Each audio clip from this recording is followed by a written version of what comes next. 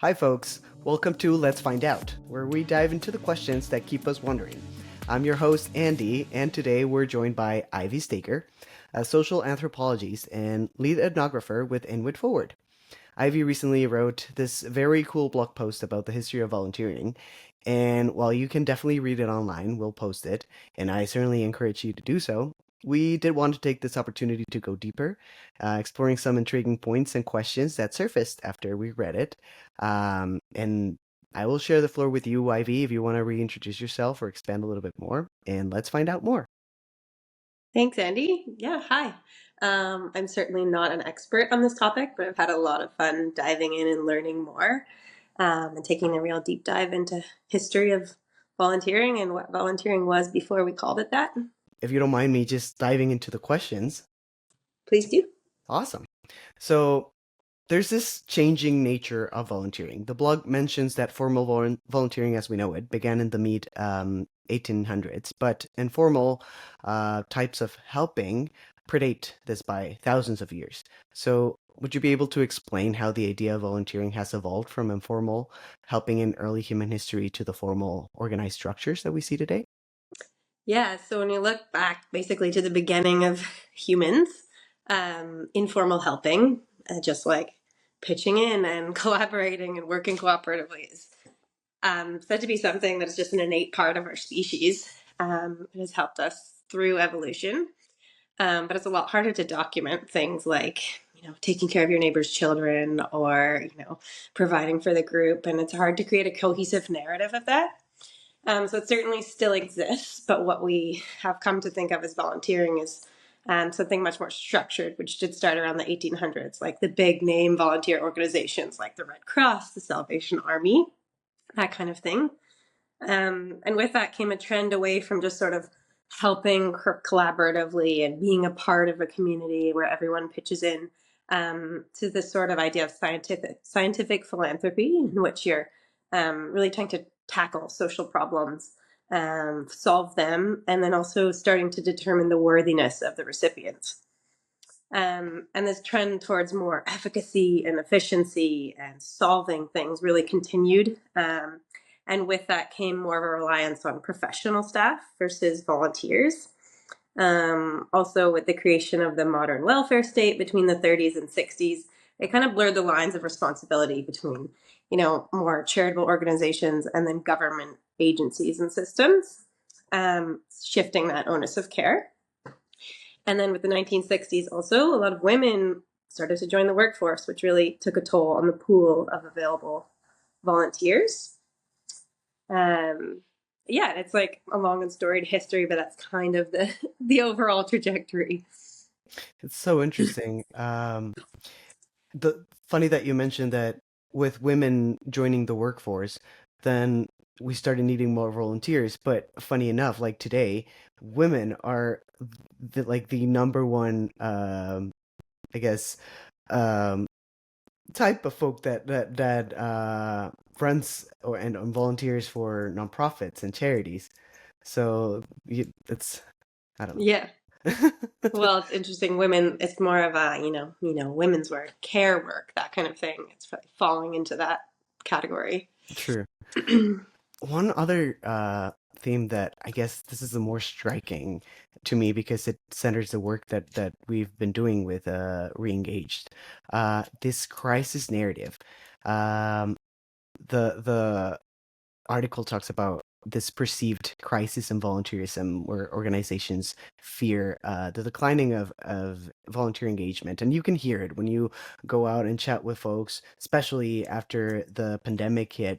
People will just tell you, like, yeah, we definitely are struggling finding volunteers. They're like, people are just volunteering less and less. Some folks just say, like, young people don't care about volunteering. And we hear all kinds of narratives, but this one is very pervasive. So, how accurate do you think the crisis narrative is in this modern day, and what alternative explanations exist for this perceived decline in volunteer numbers? Well, I can only guess. And I mean, sometimes the numbers are there might be less formal volunteers, but there's not a lot of data, certainly not qualitative data, around why that is and what people might be doing instead. And we haven't actually found a lot of alternative narratives about what people might be doing instead. So it's a big impetus for the ethnographic research we're doing, is to dive into people's lives and understand, if you're not contributing in the form of a formal volunteer role where you're signed up and showing up weekly, what are you doing and how are you seeing that contribution to your community?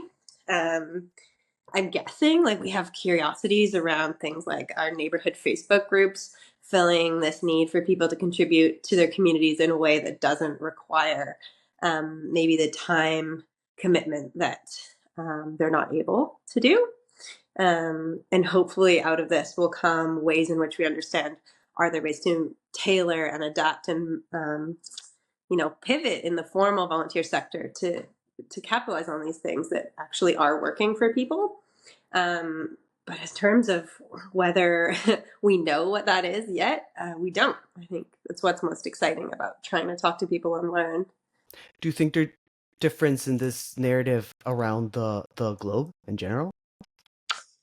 Yeah, well, I think this ties into the sort of informal versus formal helping. So in the research I found so far, and a lot of the literature suggests that in places with a less urbanization, less economic development, people tend to engage more in community and informal ways of helping, versus more formal volunteerism. And so you might not see that same sort of narrative of panic, a decline, because they won't have those numbers there in the first place. It's the same reason they find that non-native Canadians, immigrants to Canada, often volunteer less in a formal way, but help out more in their communities. That's interesting. I recently heard another podcast that was saying that there was this problem with de-skilling immigrant because they were actively looking to hire them for the nonprofit sector, especially for jobs that had to do with speaking a certain language and helping people that didn't speak English.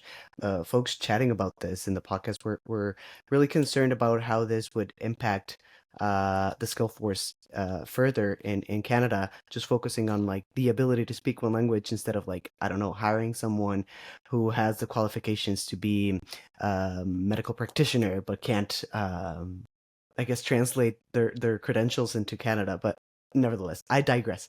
uh there's also this topic about like pure altruism, like altruism versus reciprocity, and you explore this balance between altruistic volunteering and reciprocal helping. um how has the idea of reciprocity played a role in the development of volunteerism, and do you think we emphasize altruism in today's volunteer culture? I think this was really interesting. It's probably the most fascinating part of all of this, is to see kind of track throughout history, when did um, volunteering become something that we don't think of as so reciprocal? I think in my mind, at least, and maybe I'm hazarding to guess, folks who think about volunteering, you don't always think about um, what you get in return, or it being something that it really feels more like a one-way flow in the way we've conceptualized it. But there's definitely a dichotomy between reciprocity being associated with more informal types of helping.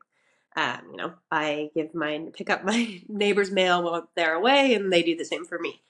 That kind of thing. And this was just generally accepted in more early forms of volunteering that we've documented. So things like the voluntary associations, for instance, like fraternities and guilds in medieval Europe. It was understood that you're going to get something back out of being a part of this. You participate and care for folks, and you get that back when you're in your time of need. Same in ancient Mesopotamia with being part of artisans associations. And you you do your part, and if your family falls on hard times, you're going to get the support that you need and that you've already provided. Um, and that idea of reciprocity starts to sort of fade when you see things become more, as I talked about before, professionalized, more philanthropic, more of a one-way street from volunteer to recipient, with nothing expected in return. That's also more in the religious sense, which we saw, like just a moral obligation to give, and maybe not expect anything in return. I don't know if it's overemphasized in today's culture, but it does create this tension around what counts as volunteering. Hmm. Um, and kind of stops people from valuing what they do, valuing that they pitch out in their community and that other people help them back in return, and they won't count that as contribution, and that won't get counted as contribution in the data that we have around volunteerism. Just part of the reason we've tried to play around with language in our research. The minute you say volunteer to people, they might come up with a very specific construct in their head, and then might just discount all the things that they do um, in life that help others, that might actually have some more reciprocity involved. Um, so I think it can create, yeah, this tricky tension that maybe we don't need to emphasize as much. And maybe if we kind of try to navigate around that, we might learn more about the ways that people want to participate and give and engage. I This brought me back to earlier conversations that we were having during our sprints before we Hmm. dove into the ethnographic research per se, and we were talking about like, well, in terms of getting something back, like what about joy? What about like something that just feels good? What about just connecting with other people that care about the same things that you do? Like it doesn't that count as uh reciprocity? I don't know, what's your opinion on this, like with your personal experience with your job? Like would you say that counts? Yeah, it reminds me of this reading I did back in my undergrad. I think Marcel Mauss, The Gift, and how nothing is truly not reciprocal because Mm, even in giving a gift, you're getting that feeling of, whatever it is that brought you. And, giving makes you feel good. So is there really any non-reciprocity? Is that even possible? Um, yeah, so I think you're doing things for a reason, whether it's like you're fulfilling something, and that's not a bad thing. If that's what's driving you to volunteer, who cares? Um, if it's bringing you richness into your life, I think that's better. That's going to keep people engaged and wanting to keep participating. yeah, What we're really interested in is when people have that desire, I think, and want to feel that way, but what are the barriers that folks are facing? Um, and if we're having conversations with people who really want and value that and have that as a part of their value system, engaging and participating, and but then don't really have any outlets for that, what are the mm, barriers and how can we design for that? yeah, it's definitely an interesting process to be able to reimagine. Uh, I'm really sure that a lot of the folks that we've spoken with are doing more than they count, that they're counting. So so it's a matter of reimagining the language and reimagining like what counts, right? Love that you brought that up. Um, you briefly touched on other cultures like Mesopotamia, but the blog does highlight a lot of different forms of associations across cultures. You mentioned the Ubuntu in Africa, and would you be able to dive deeper into that and how have different cultures shaped the concept of volunteering? And maybe with that we can learn something from them in rethinking how like modern volunteering can look like. Yeah, this is a huge question. You could write a whole thesis on it, which I would love to do. But from the limited sort of research I was able to do for this blog, as I mentioned before, there seems to be more of informal helping, more sticking to being in a more communal, collective mindset, that shifts with urbanization and economic development, to more of an individualist approach, more of a formal sign up for this particular activity that is your volunteer role, and requires a lot of checks and balances in order to participate. There's a lot of African countries that have more of an ethos of collectivity and social responsibility to each other, which informs community life to this day, and sort of sustains and preserves more of a contribution to each other and thinking about things in terms of being a part of a whole, less individualist for sure. One of the interesting cases I came across was called, I hope I am pronouncing this correctly, but Zunde Ramambo in Zimbabwe, which is a practice that, an ancient practice, but that has kind of been lost with urbanization and people are now trying to revive. And it's a sense in which everybody in the community would participate voluntarily in a harvest, from sowing, harvesting, all of the crops, and then be stored in a granary on one of the chief's plot of land, and would be distributed to community members in hard times with priority for elderly, orphans, widows, those who are sick. And this practice is coming back into fashion. People are actively working on reviving it, finding that was such a good way to preserve and sustain community life in a way that doesn't require formal roles. It's more of a everybody pitches in. And so what are the practices like that around the world? What are ways in which we could bring in those kind of things to community life here that might fit in easier to people's everyday lives? People are busy. I imagine that time is going to be a big barrier that comes up when we are speaking with people in our interviews, and scale, like what can you do that's close to home and doesn't require a ton of time, and are there practices around the world that we can learn from? Speaking of time, it makes me think of also what we count as volunteering, like this commitment that is ongoing, right? As opposed to something that you do sporadically. I come from Mexico, so September is the month where we think we have earthquakes just because it's September. But we've had big life-shattering earthquakes during this month historically. One big one in 85 and then another very big one in 2017. And it destroyed a lot of buildings in Mexico City and other states, coastal states like Oaxaca, etc. But it makes me think of a chat that I was having with my mother. She was saying, why can't people just collectively help, and as they were doing for the earthquake, for different causes, like albeit political or other things? And I'm like, well, mom, like that is a big crisis, and the call is very simple. It's just like, you see rock, you pick up rock, you remove rock, right? Or you bring water. Oh, and people are really easy to mobilize like that.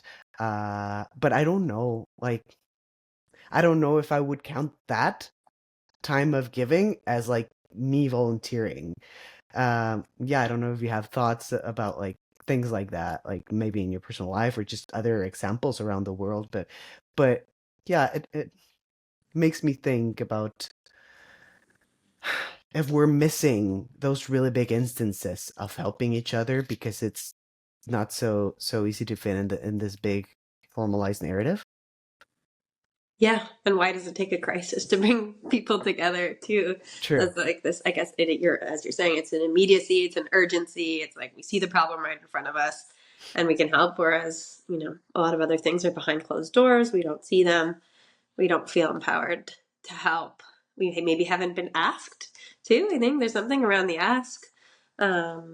People are private, and we've become a lot more insular in the nuclear family, and I think people are just less apt to ask for help and want to receive help in the same way, Hmm. unless it's dire straits in terms of like a climate emergency. Um, so it's an interesting discussion around shifting norms um, around those things. Like, what could we make that kind of collectivity feel good in everyday life, not just in an emergency situation? Could we shift norms where it's not weird and awkward to help each other and engage? It's not weird and awkward. Yeah, I think the ask is the awkward part. I don't know if people really feel so awkward about like being asked to help. I don't know, like when I think of my friends asking me for something, like, "Hey, can you give me a ride?" Like, sure. why not? But I guess like the process, the mental process of like, oh, I'm gonna have to ask for a favor might be the awkward part, or at least for me it is. I don't think I might need to be better at asking for help. So that's a Yeah. big thing that you're bringing up.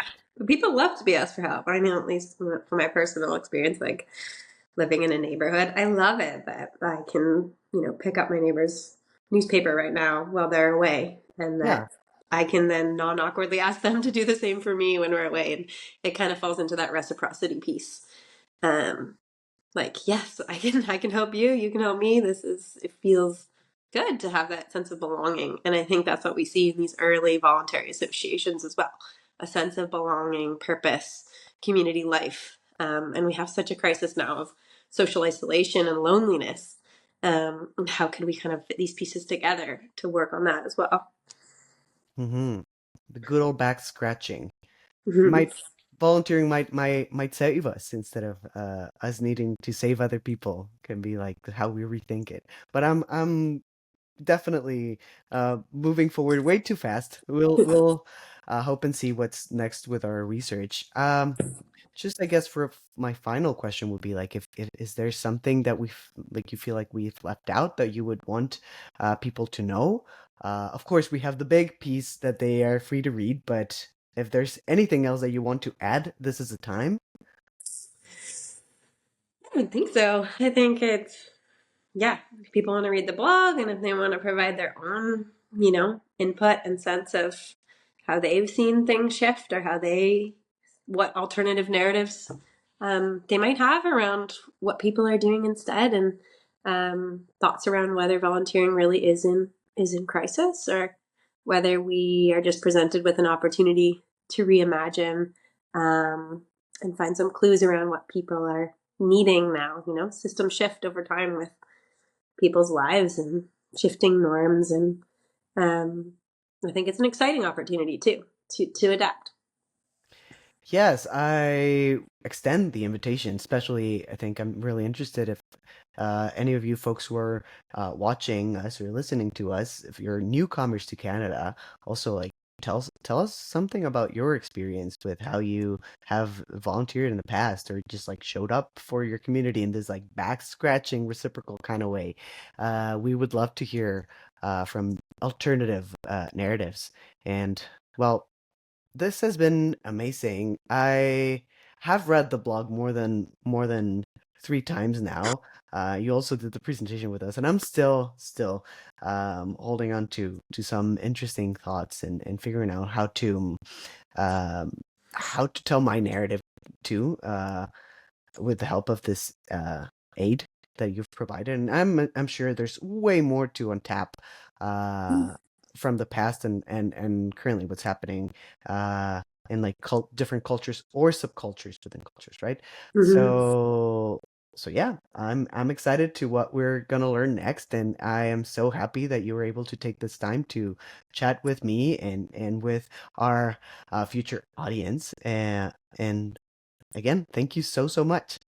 Thanks so much for having me. My pleasure.